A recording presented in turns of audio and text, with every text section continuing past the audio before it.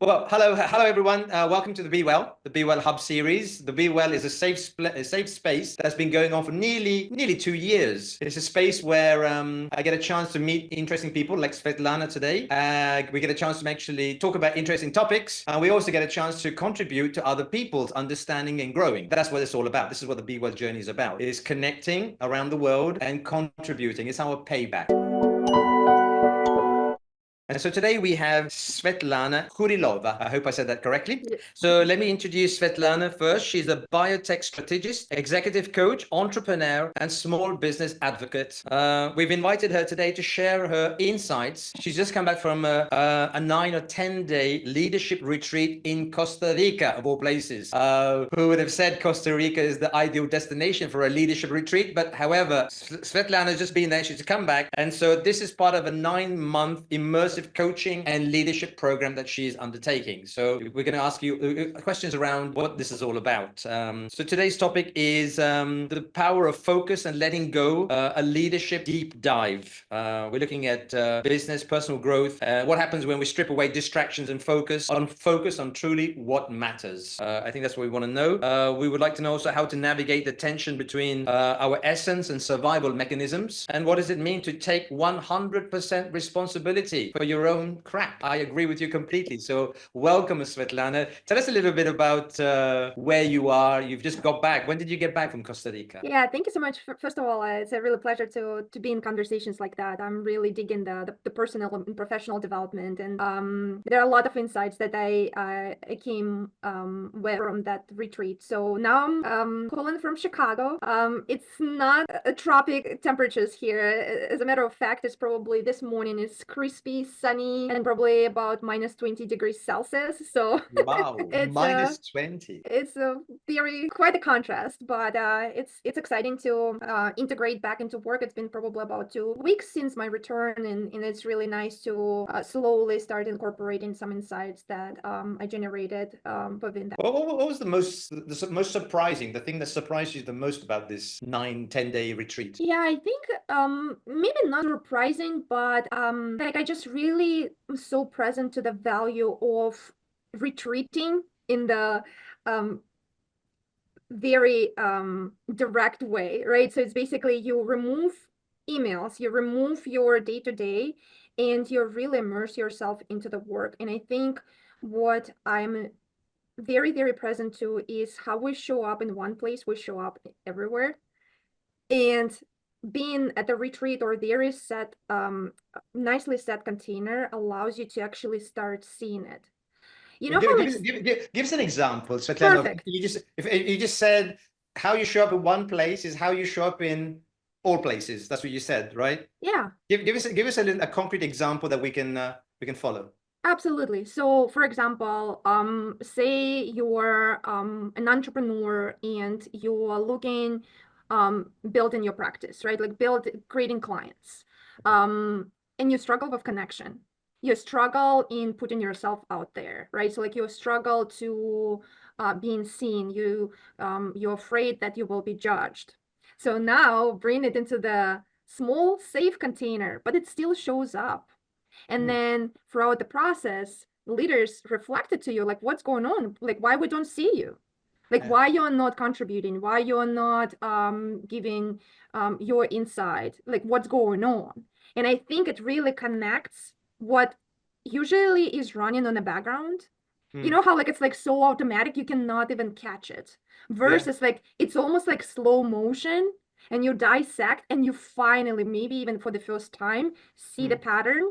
And now you have a choice.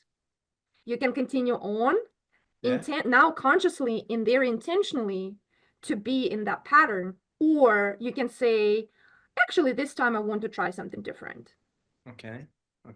So if I've understood correctly, wherever you show up, basically you show up as you are all the time, but you hide some of the things that you don't want to be seen. Is that right?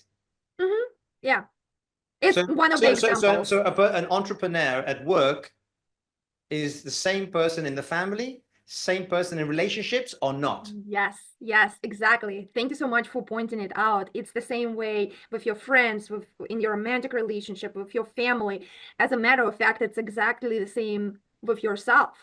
And that's probably the most frustrating one because you're like, what is going on? Like, this should be the safest place for me to be very honest and transparent, but you still often, if we continue on with this example, you just shut down certain aspects of your life. It's like it's not important, or I don't want to share. Maybe next day. Yeah. Yeah, because I know my journey as an entrepreneur, because I've been running my business for over 25 years, Svetlana. And at the beginning, I said I wanted to be professional. I don't want to be personal. Okay, but that what that meant was I created a bit of space and a bit of I was very reserved. And so people saw me. I was dressed with a suit. I had a tie. I always went to work with a shirt. And people say, "Wow, like, do you sleep like that?" I said, "Well, no. I work like this, but I sleep in my pajamas." But people didn't see. They just thought they saw this very professional, cold, reserved Gary. But the real Gary inside was the playful, risk taker, fun, loving. I wanted to be that, but I couldn't. And so I can understand, like, I mean, entrepreneurs who are playing roles, who are playing different roles, and they get stuck in that role. And it's very difficult to break, or not? I would say it's difficult to break because often we're not even aware that we're playing that role. And I would guess that that reflection that a person gave you was very useful because you started noticing, like, wait a second, I am showing up as two different people, right? And then again, from that place, you can make a choice, like, because sometimes you do play a role and it's not even appropriate to show 100%, right? So there are some cases, some examples that it totally makes sense. But what happens if you show up as different people, different versions of myself in different roles? What's the risk? What's the negative connotations?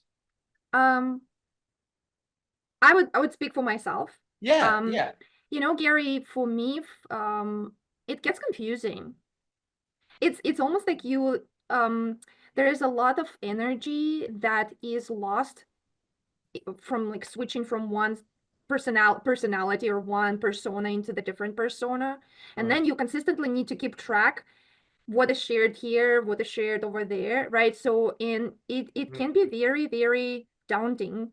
It can be quite exhausting to be in consistent control how you show up, not realizing that you actually cannot control other people. They will judge anyway. And I think it's so liberating at some point to decide, hey, this is who I am. I will show up as myself no matter what. And if I create a mess, I always can apologize and clean it up.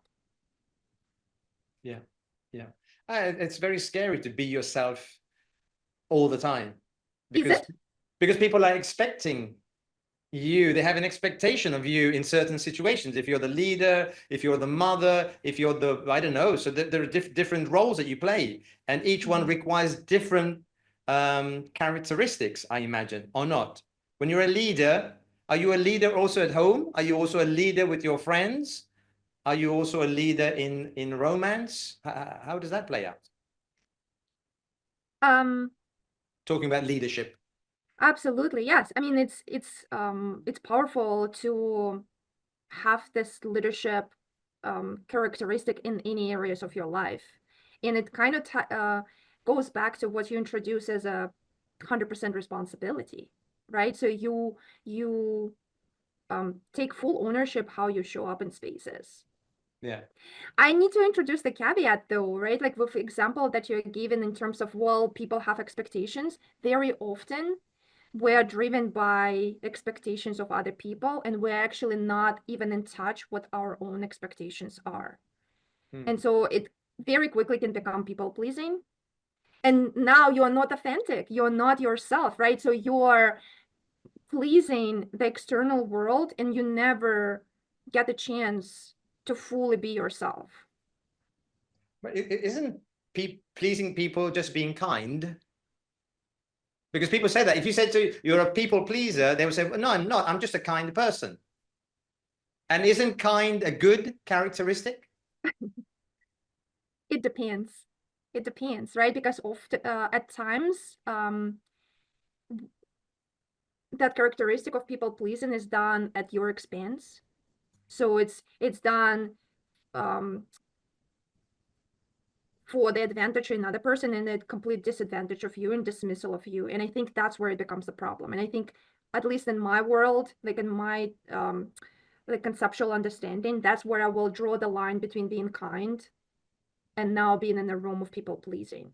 Okay. Like I know it's a label, but it like when it gets into I forget about my purpose, I forget about my goals, I forget about my aspirations because I need to deliver on that thing for that external driver.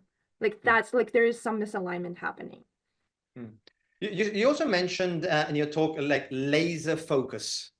Being laser focused on a few things. Tell us a little bit about when you were on the retreat. How were you able, because you had so much input, Yes. everything coming in. How were you Yes. able to focus, laser focus on a few things, and what did you focus on? Yeah, so I would, for full transparency, I will share that it's a practice that I'm taking on at the moment because I have a tendency of being interested in a lot of things and starting multiple projects. So I think like many people, so, so thank you for normalizing it.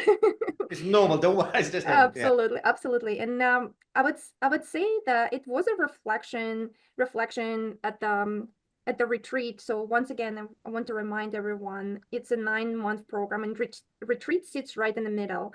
So the people who run the retreat and participants already know me, know my patterns, know my trends, and there is so much power in them reflecting what they see. Because at times I can start 10 projects and I'm not even aware that I'm completely spread thin.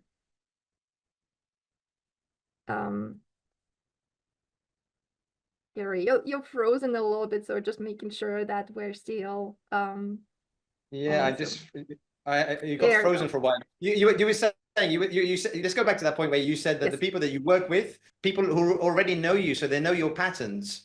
And so we were Yes. talking about actually being laser focused on a few Yes. things and not on many things. And you said you're one of these people that you don't focus on a few things, but you are Yes. involved in many things. And so that's what that's where we were cut off. So take it from there. Definitely. And so the power comes then people start reflecting like, hey, Svetlana, you and your pattern. You need to make a decision. Can you summarize it? Can you bottom line it? And I think that was a practice in anything that I was contributing during exercises, just even sharing openly. It was consistent feedback from the participants and the leadership to like, hey, Svetlana, I'm not following. Can you summarize it in one sentence? Can you say it in a different way? And I think that's kind of like a true practice of focus. Okay. And in terms of the what is one thing that I was really practicing and focusing on during the retreat is taking responsibility. Right. Because it's really and again it just happens so automatically, Gary. And I would assume like for all of us every single day that something is wrong with politics. It's too cold outside. My coworker said the thing, the bed is not done correctly. It's a mess over here. I don't like this food, right? So like it's really easy to find ourselves in the putting responsibility over there and playing a victim. And I think during that 10 days, I was very intentional in writing it down, like what is going on, like what at any given moment, what are the complaints that I'm holding on to? Writing it down. Give me some examples of some of the complaints that went through your head in the Uh, retreat. like for example, it's raining all day, or I'm hungry right now. I want a break. I cannot sit that for so long, right? Like some kind of like even like the very like physical things. Or I disagree with that person what they're sharing, or this person is know it all and they're contributing, they're speaking for 2 hours and I don't have a chance to speak. So like all of it, you see it can be all kind of things. And then the part of the practice is realizing that we have a judgment, but in a way, we are creating it ourselves. Like we create that experience through our relationship to the thing.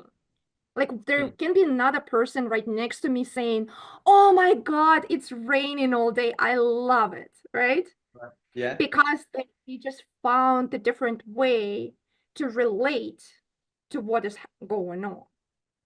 With the person who is like know-it-all and they're consistently interrupting and contributing to the conversation, that's an opportunity for me to say, I love their courage. They're consistently putting themselves into the circle. Yeah. And remember how I brought up like holding it back and not sharing. So if I get triggered by it, maybe there's something for me to notice about me.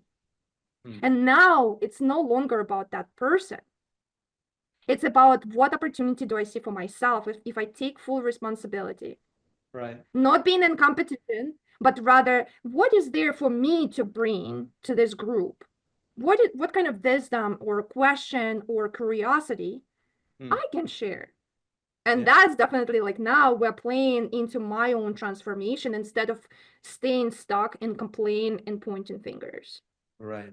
Listen, talking about focus and being laser focused, what was the mindset? I mean, if someone's watching this video here, this recording, what kind of mindset should someone have if they want to focus and, you know, be laser focused in a few things and not just be distracted by the shiny objects? What kind of mindset would you say would be helpful? Let's say. What was your mindset at the time, Svetlana? What was going in your mind when you said, but you, as you said before, you were turning obstacles into opportunities, maybe. That was what I Yes, understood. definitely. So I think when we're talking about focus, it's important to understand what is the vision. We often speak of focus independently on the big vision or the purpose or the goal. I think it's so valuable to be clear what it is you're trying to achieve. Who do you want to be? Because if this is the starting point, it's so much easier to decide what the focus should be on. Right? It kind of it plays back into starting 10 projects, being overwhelmed, spreading too thin. Yeah. If we bring it back to like what is important and why this matters, like that becomes a really, really nice filter for us to decide what actually needs to be done and what I need to focus on right now. Yeah. Yeah, I think taking too much on is one of the main causes of like burnout. We talk about in leaders. Burnout is a very common issue. It's something that everyone's talking about. What's your take on burnout, on leadership and everything? Did you talk about this in the retreat? Yes, I would say burnout, personally and from my experience, I've been there. Overwhelm and burnout is very familiar places for me. And I would say what makes a huge difference is then we celebrate our progress. If you think about the burnout, it's usually something that we're doing, and there's no ending to it, right? So it's kind of like you're consistently in motion, there's no break, and there is experience of I need to do more. So it becomes like an obsession. It becomes an obsession, you cannot stop. There is a sense of potentially dissatisfaction or maybe even disappointment and frustration. And personally, I think it really is connected to lack of celebration. Lack of celebration, but the person being pushed or pushing themselves to produce more and more is what is the drive there? Is it a lack of self-esteem? Is it a bit of recognition? What are they seeking? What are they looking for? What is the drive to do 24 hours and more and more and more, and so you eventually burn out, you just collapse? Totally. In my humble opinion, it's it's a story that it's not enough. You're not enough. There is a destination that you're aiming for, and I think that's the disconnect.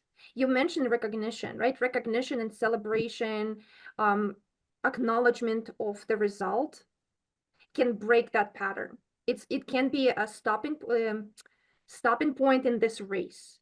And also realizing if we're really pushing our limits, we will never arrive, right? It can be so liberating.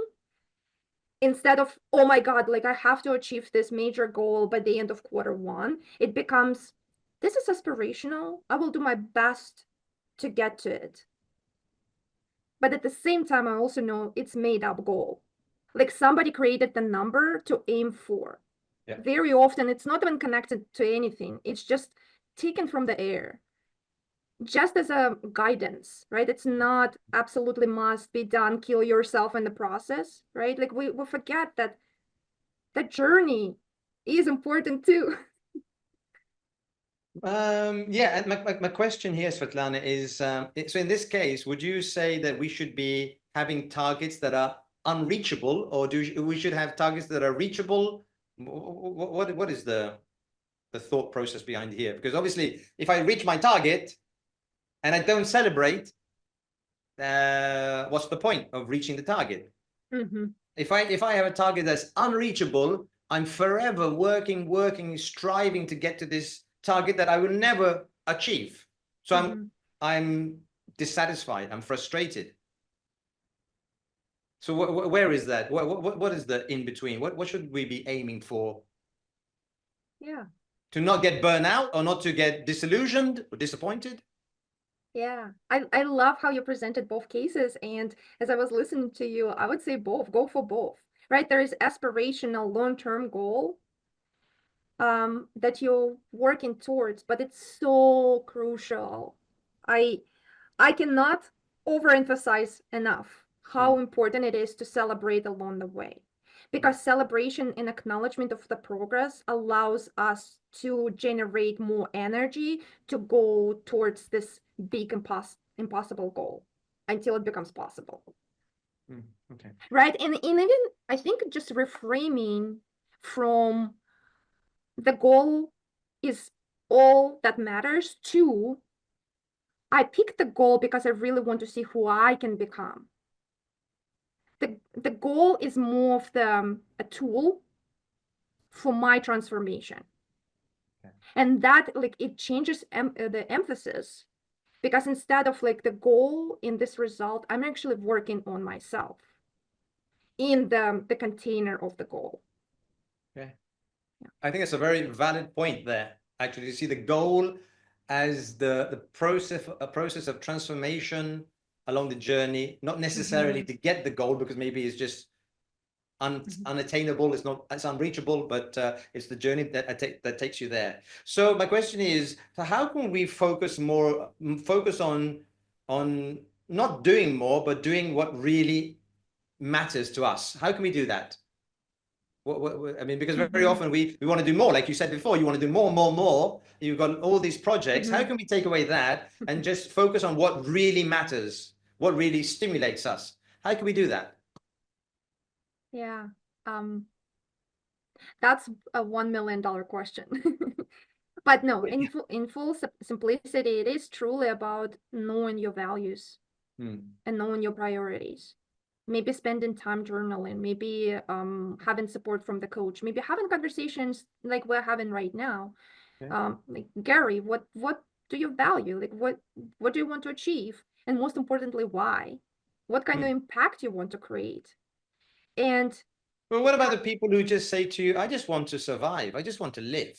I mean, not everyone has these big dreams of becoming the CEO or not. Some people just want to, they have their 9-to-5 job, they have a family, they have 2 children, the usual.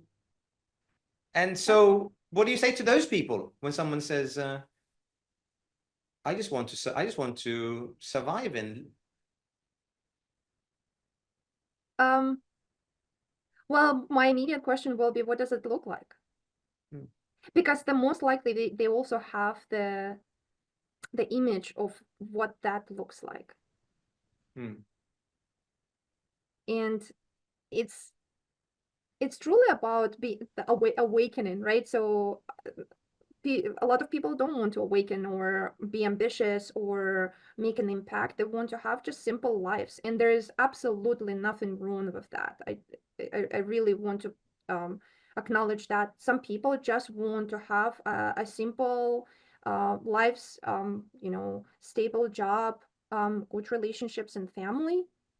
And even though they don't have written goals, they still have some sort of vision what they want to have in their lives, and just bringing it back to just the simplicity and making decisions from that place can be super, super powerful, because that will allow them to create boundaries, to say no more often, to really honor areas of their lives that are right now lacking. Like, for example, taking hobbies, spending time on play, traveling, something that is right now completely removed from their lives. Yeah, I think people sometimes just lose the long-term vision. They just look at the short-term, we have to get through the day, we have to get through the week, we have to pay the bills, we have to pay for the children to go to school, and they're not able to focus on a long-term. But one of the things, I just tell people, I said, this life is short. It's not like we're going to be living for thousands of years. If we live 100 years, we've lived very long. And at the end of the day, is to understand that those 100 years, you have to make the best and enjoy that period, that time, the experience, the relationships, everything in that period. You're not bringing anything, and you're not taking anything. You're going to leave it all here. Yep. And more money doesn't mean a better life necessarily. More money just means that perhaps you have money to do things, or I would say, money is to help other people, but also for your health. But for the rest, having a bigger car or a bigger holiday or a bigger house doesn't really make a big difference. So listen, let's go on to you spoke about letting go, how important it is to letting go. What are the things that sometimes that entrepreneurs or leaders should let go for them to grow? Sometimes they attach to this concept or ideas or beliefs. And what are the things that maybe they could just let go that would help them to grow? Yeah. I would start, well, let's just go directly into the example. Probably a lot of people will relate to example of perfectionism. So perfectionism, or just being correct, being right, doing it in a specific way, is very limiting. And especially in any early stage businesses, entrepreneurship, anything that you're trying for the first time, it becomes a setup for failure. And failure be without any action taken. And that's the part that first is most frustrating part. Perfectionist wants to do it in the correct way, but they actually don't know the correct way. Therefore, you know what they do, Gary? They do it their way. Well, they do nothing because they're afraid whatever they do is going to be wrong. But if you're a leader, you can't be in that situation. Exactly. So that's why really confronting the perfectionism becomes really important, because it's so limiting, right? Like, especially if you're creating new product, new process, like something that has never been done before, you have to be, you have to practice the beginner's mind. That it doesn't matter. Let's test, let's experiment. Maybe something will stick. You see, it's quite different from like this very defined way, we need to know the right answer before we start, to let's just give a shot. And by the way, if we fail, we will learn from this result, adjust, pivot, try again. So there is no attachment to the failure, right? So there's different relationship to failure. So I find it I find it very, very useful to letting go the perfectionism. Another one that comes to my mind that is would you say, Svetlana, that so common is I'm not enough. I'm not enough. I don't deserve more. I don't deserve it. And it's, again, you see, even just that thought, when we say to ourselves, I'm not enough, it kind of creates this contraction, and there's a lot of energy behind it. I actually don't want to take any action from that place. So, but if you're in a leadership role, usually you don't have these beliefs, or not. If you're in the leadership role, you as a leader, you think you're in the right place and you deserve more because you've been nominated a leader, or not. it depends. It depends.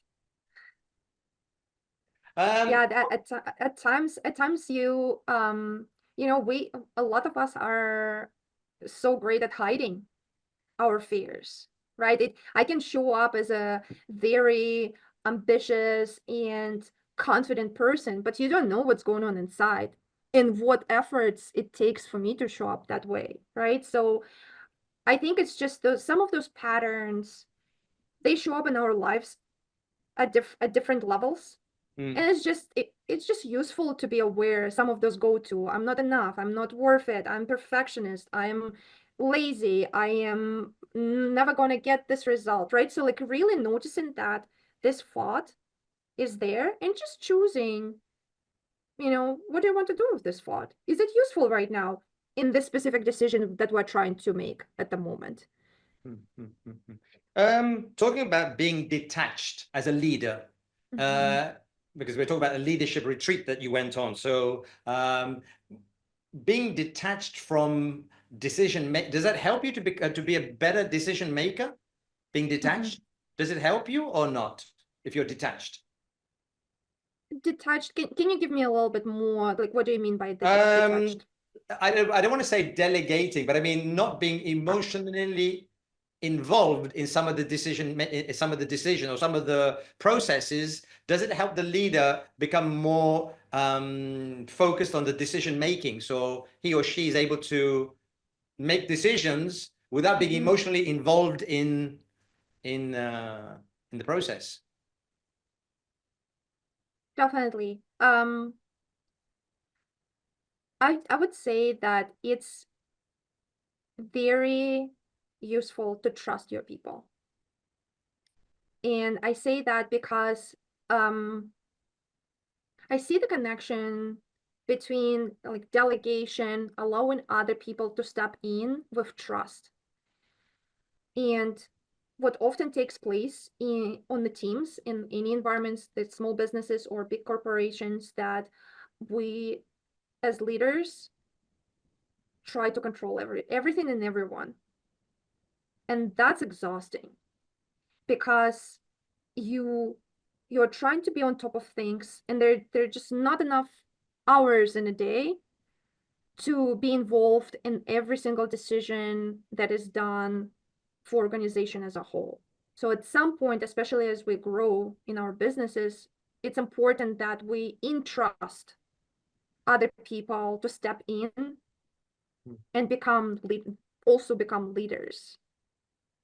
So the biggest obstacle that I've seen so far is just the lack of trust. Like, I don't trust you, Gary, that you're capable to do this task, or I don't trust that you can make as good of the decision as I'm making, right? So that needs to be challenged, because as a leader, I'm setting an example for entire team, right? Like, my pattern will be showing up now in you, with you working with your people and not trusting them, right? So you see how it trickles down in the entirety of organization. Bringing this down into the responsibility.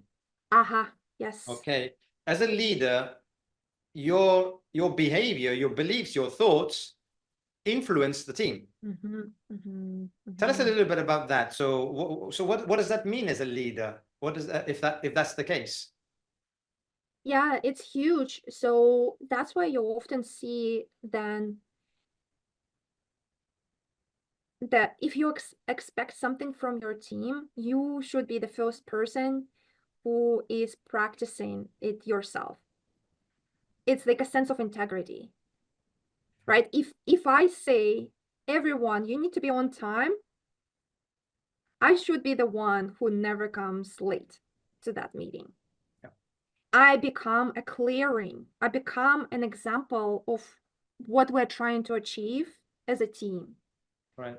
So there is a disconnect. If I have expectations and I'm not following through on those same expectations, you see how it again plays back into lack of trust. Now it's actually them not trusting me. Right. Yeah.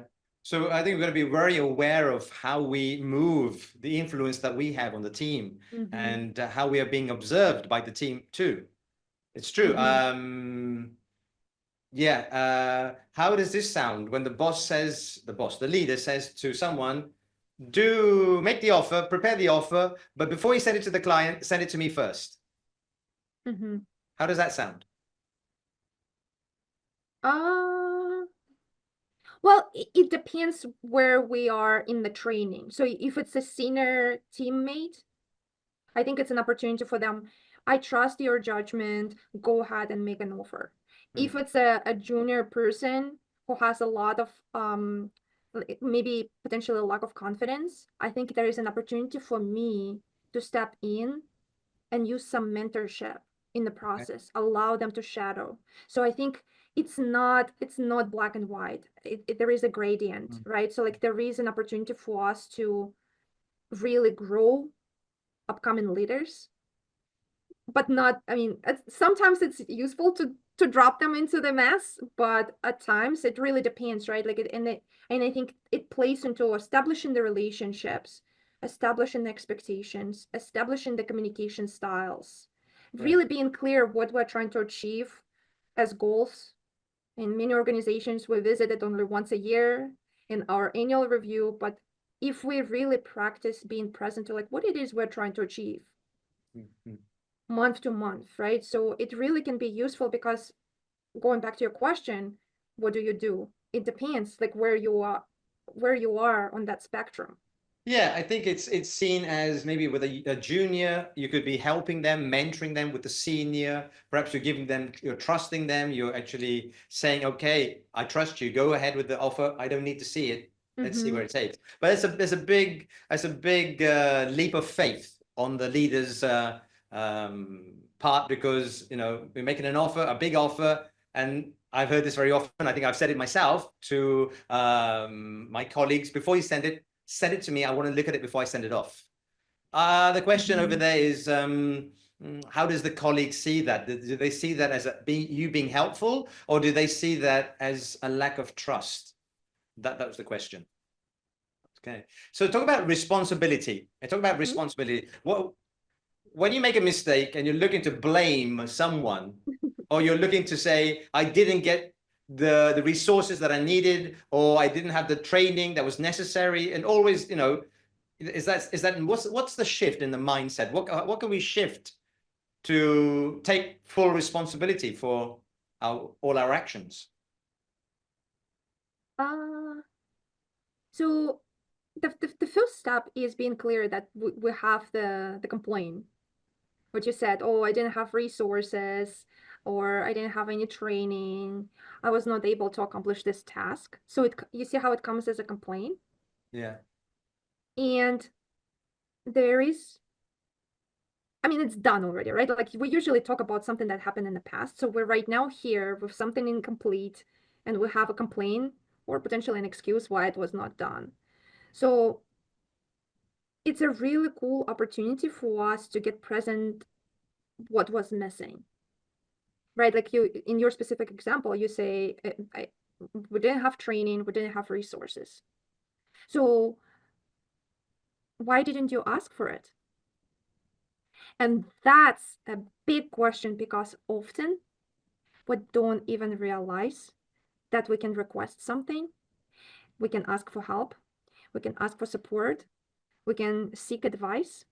We wait until very, very last moment until it becomes a problem to bring it up, instead of while being in the process. I was like, oh, I actually don't know how to draft this email. Who can I ask on the team?